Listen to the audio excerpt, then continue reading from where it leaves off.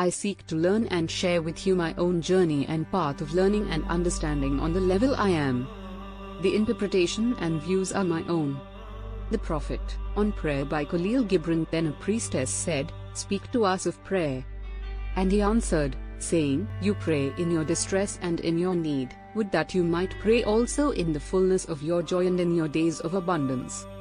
For what is prayer but the expansion of yourself into the living ether? And if it is for your comfort to pour your darkness into space, it is also for your delight to pour forth the dawning of your heart. And if you cannot but weep when your soul summons you to prayer, she should spur you again and yet again, though weeping, until you shall come laughing. When you pray, you rise to meet in the air those who are praying at the very hour, and whom save in prayer you may not meet. Therefore let your visit to that temple invisible be for naught but ecstasy and sweet communion. For if you should enter the temple for no other purpose than asking, you shall not receive, and if you should enter into it to humble yourself, you shall not be lifted, or even if you should enter into it to beg for the good of others, you shall not be heard. It is enough that you enter the temple invisible. I cannot teach you how to pray in words.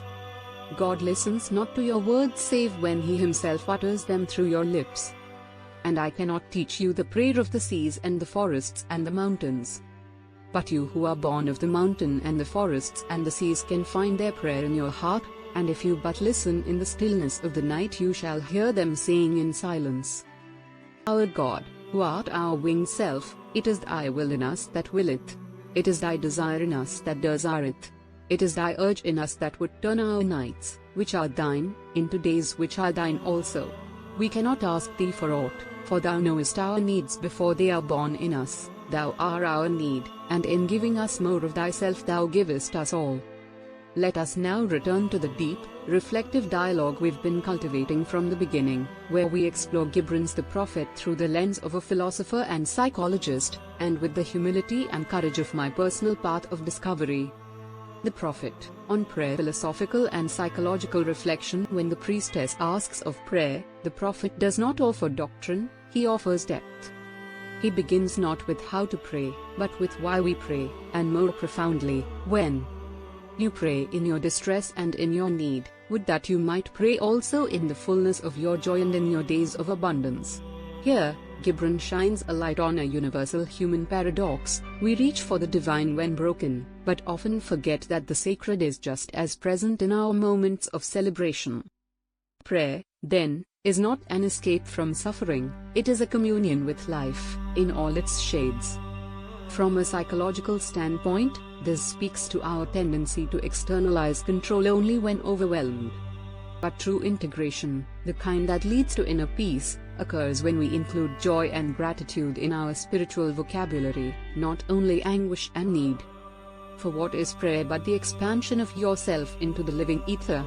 This is one of the most striking metaphors in the entire book.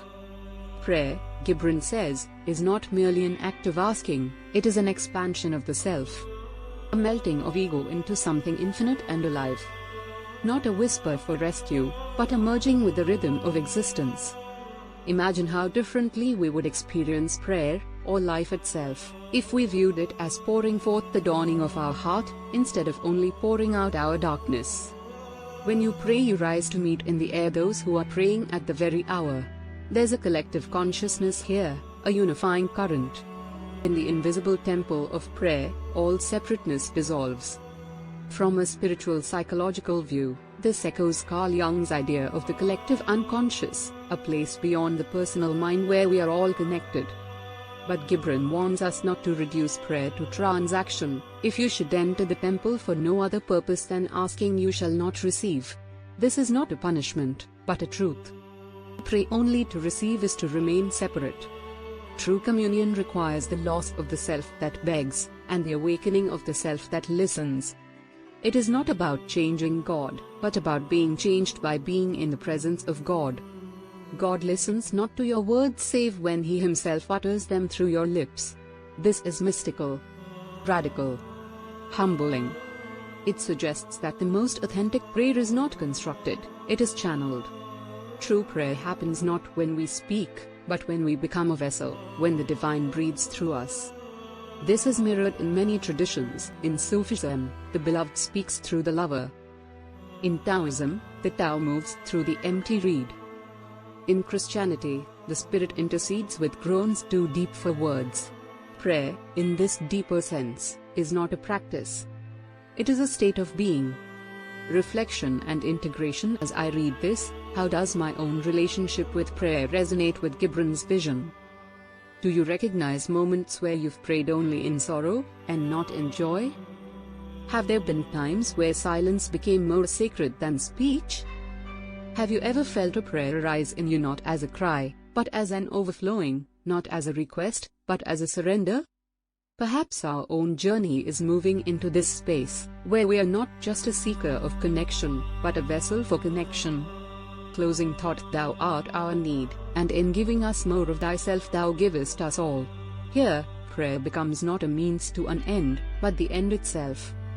Not a request for change, but an acknowledgement of what already is. Not asking for more from life, but allowing more of life to pour through you. Thank you for sharing in my journey.